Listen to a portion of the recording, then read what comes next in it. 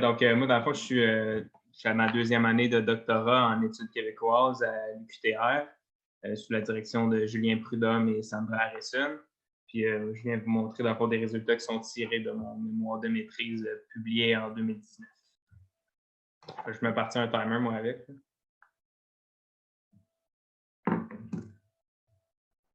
Donc, je commence. En 1993, la revue Contact Autisme, qui est publiée par des parents de Québec, raconte l'histoire de Georgie, une fillette autiste dont les parents, insatisfaits du réseau de santé, se tournent vers des praticiens alternatifs, selon qui son handicap découle d'une hypersensibilité auditive qui est traitable avec une cabine audiologique. À l'été 1995, la même revue présente l'histoire de Kimberly de Montréal. Ses parents se détournent eux aussi du monde hospitalier pour découvrir l'effet positif de mégadoses de vitamines. Les positions qui sont défendues dans ces associations locales en faveur d'hypothèses physiologiques, elles sont en porte-à-faux avec le discours de leur fédération pan-québécoise, la Société québécoise de l'autisme, qui se veut, elle, plus en phase avec les consensus professionnels qui reposent sur une hypothèse neurologique. Ces accrochages-là révèlent deux choses. D'abord, la définition de ce qu'est l'autisme, ça ne fait pas l'unanimité et les divergences à ce sujet-là ont des conséquences, notamment sur les choix cliniques à privilégier. Et ensuite, la cohabitation des différentes définitions concurrentes, elle a un impact direct sur l'action politique des associations de parents, un acteur qui est jusqu'ici mal cerné par l'historiographie. Donc, c'est ces deux points-là que je vais aborder aujourd'hui en me demandant c'est quoi la place des associations de parents dans l'histoire de catégories diagnostiques comme l'autisme. Je vais suggérer dans ma communication que les associations de parents elles sont plus sensibles aux enjeux de définition que l'historiographie l'a laissé paraître jusqu'ici. Pour le montrer, en fait, je vais analyser le discours et les stratégies de la Société québécoise de l'autisme à travers un dépouillement de la totalité du contenu de sa revue L'Express de 1982 à 2017. Donc, ma communication va se diviser en trois parties. D'abord, je vais situer assez rapidement mes questions de recherche au confluent de l'histoire des diagnostics, de l'histoire des mouvements associatifs et de l'histoire spécifique de l'autisme. Ensuite, je vais brosser un portrait des activités de la SQA, de sa fondation en 1976 jusqu'en 2001. Et puis, troisièmement, je vais montrer que la victoire d'une définition plutôt qu'une autre au sein de l'organisme, elle est attribuable à l'élaboration par l'État québécois d'une première politique catégorielle sur l'autisme qui incite, dans le fond, l'association à redéfinir sa relation à l'État, mais qui creuse aussi les clivages au sein de la communauté des parents. Donc, sur le plan historiographique, le Code de l'autisme jette des ponts entre deux littératures qui se croisent assez peu. D'un côté, l'histoire des diagnostics et de l'autre, l'histoire des associations dans le domaine de la santé. La socio-histoire des diagnostics, elle repose d'abord sur deux constats. Premièrement, les catégories diagnostiques qui sont utilisées pour identifier et étiqueter les patients sont des entités qui sont malléables, donc qui changent dans le temps et qui varient, dont l'utilisation varie selon les contextes. Deuxième constat, la mutation des diagnostics et la diversité des usages sont en partie attribuables à des phénomènes sociaux, comme la culture ou les stratégies d'acteurs. L'autisme apparaît comme un cas évident de malléabilité diagnostique. En parallèle, il existe une historiographie qui est consacrée à l'histoire des mouvements associatifs et à leur activité politique, mais cette historiographie-là montre des associations qui sont peu intéressées aux enjeux de définition des catégories. À quelques exceptions près, les études qui montrent des associations de parents mener des combats définitionnels se limitent souvent aux cas de diagnostic contestés ou marginaux. Notamment, il y a toute une littérature sur les cas de la fibromyalgie et de l'intolérance environnementale. Finalement, l'histoire spécifique de l'autisme révèle de son côté une histoire qui est une catégorie qui est changeante, voire instable, et dont les politiques de la définition touchent de près les associations de parents.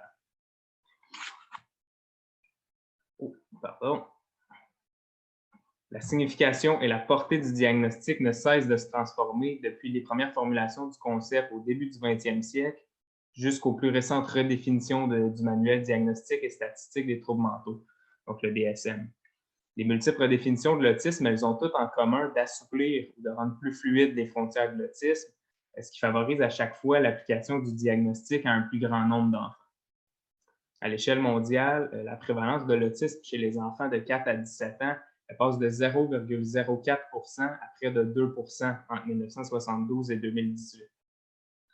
Bon, il existe à l'international quelques études de qualité sur des associations de parents d'enfants autistes, mais ces travaux sont surtout français et états-uniens et ne rendent pas compte de la diversité des expériences nationales et ils se concentrent surtout sur l'action de grandes associations pan-nationales, alors que mon étude du cas québécois se veut plus sensible à la variété des points de vue qui existent au sein d'un même écosystème associatif.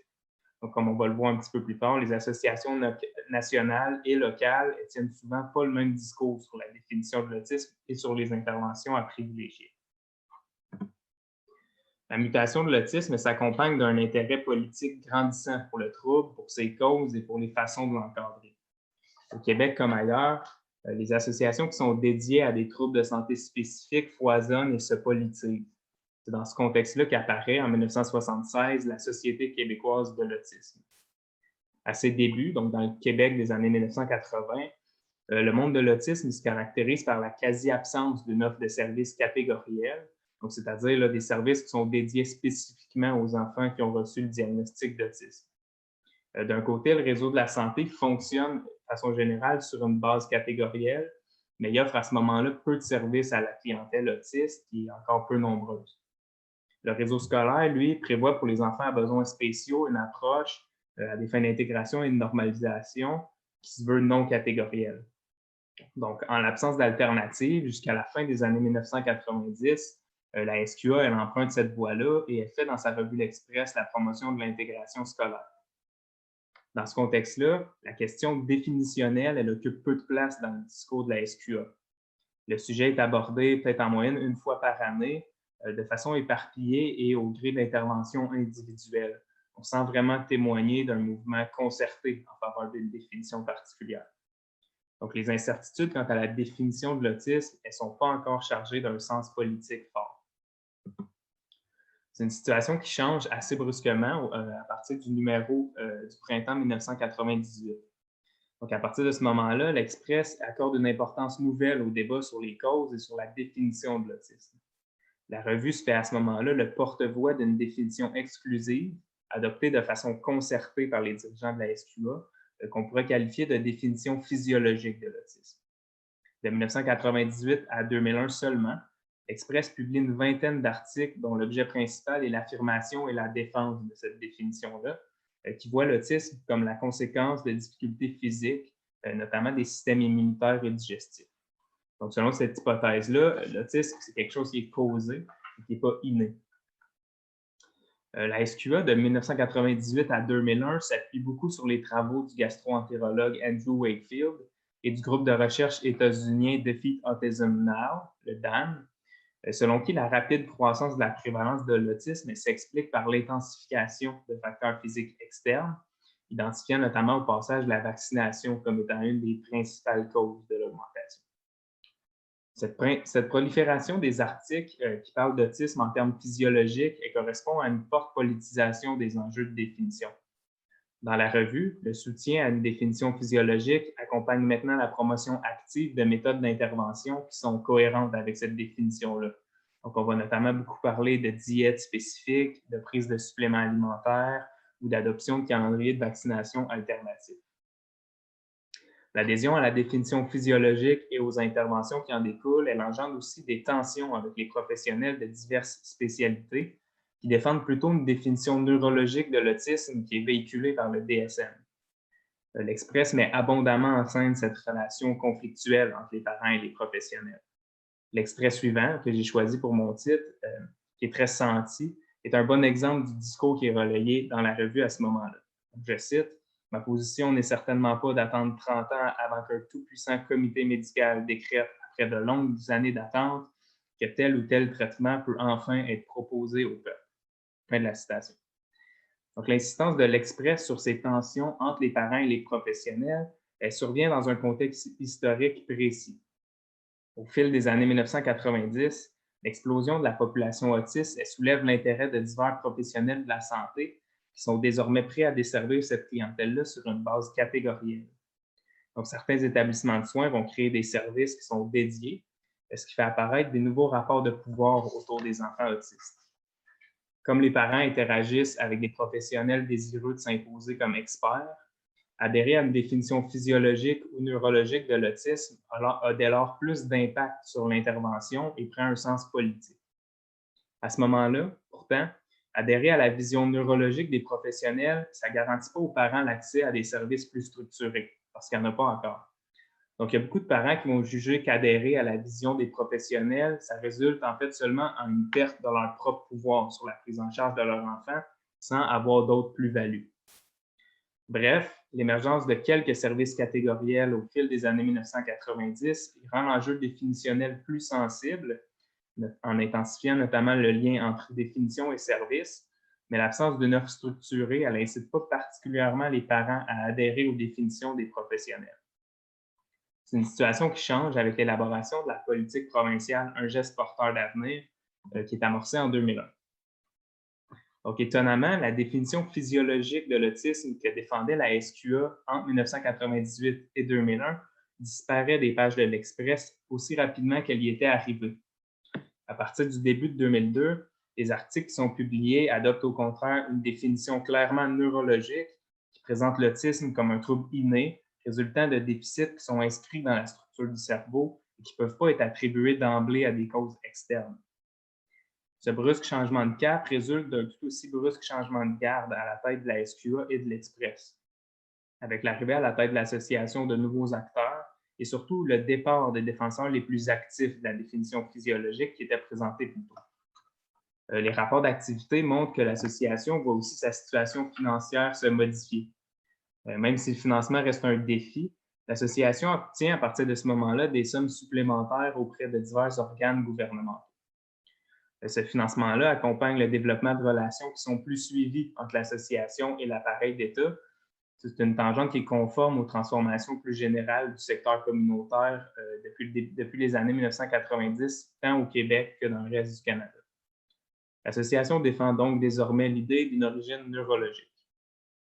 Ce virage définitionnel a un effet sur les modes d'intervention qui sont présentés dans la revue, qui promeut à ce moment-là des méthodes d'intervention comportementale et éducative qui sont cohérentes avec la définition neurologique.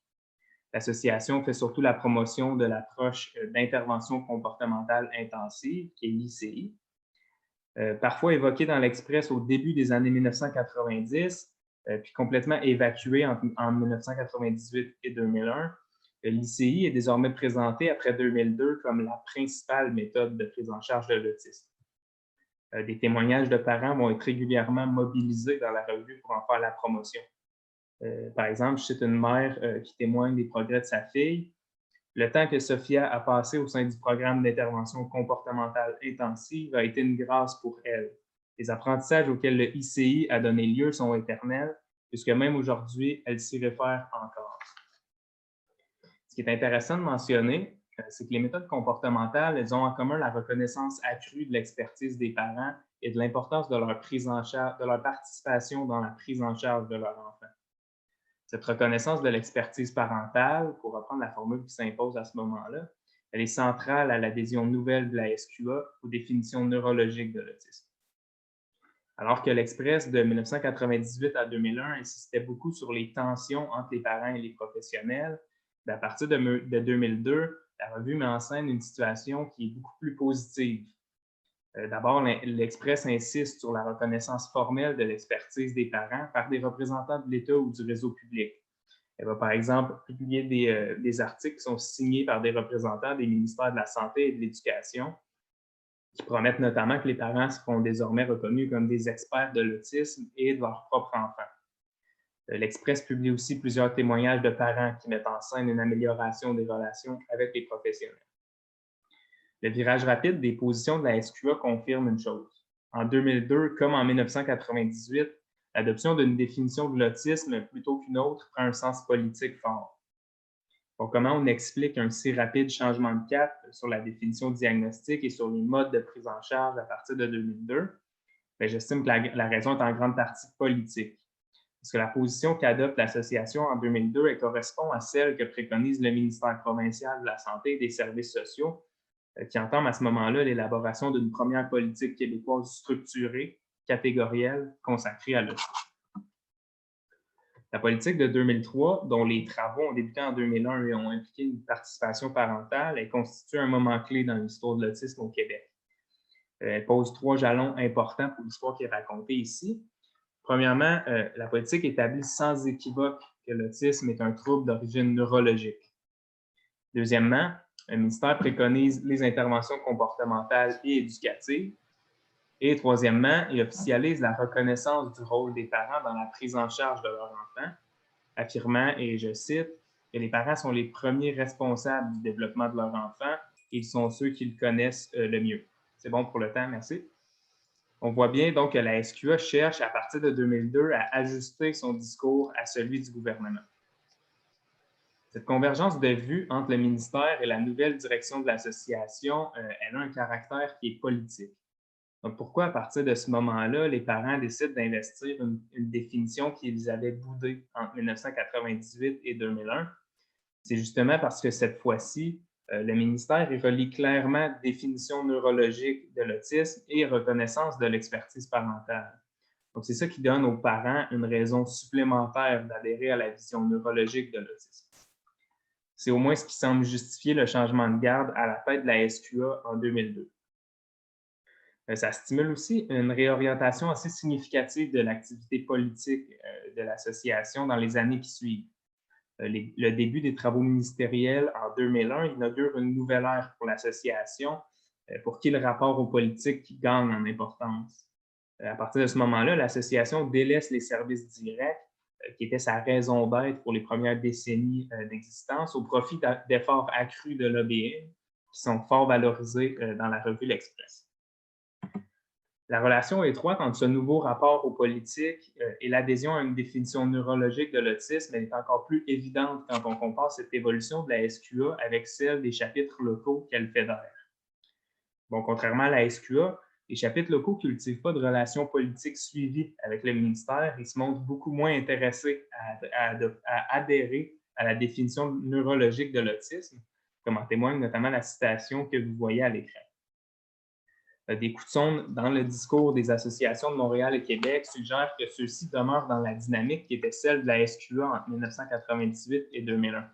C'est-à-dire qu'ils joignent un investissement privilégié dans les services directs et un attachement durable à la définition physiologique qui justifie une certaine autonomie à l'égard de l'État et des professionnels, mais qui se paie d'une certaine marginalité. Pour conclure, on a bien vu que le discours des associations de parents sur les définitions diagnostiques de l'autisme s'inscrit dans un contexte politique qui est changeant entre 1980 et 2003.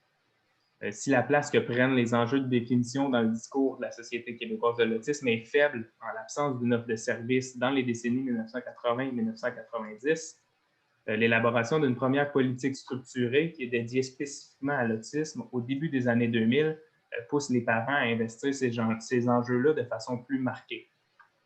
Donc, contrairement à ce que l'historiographie laisse paraître, les parents sont des acteurs qui sont animés par les débats de définition.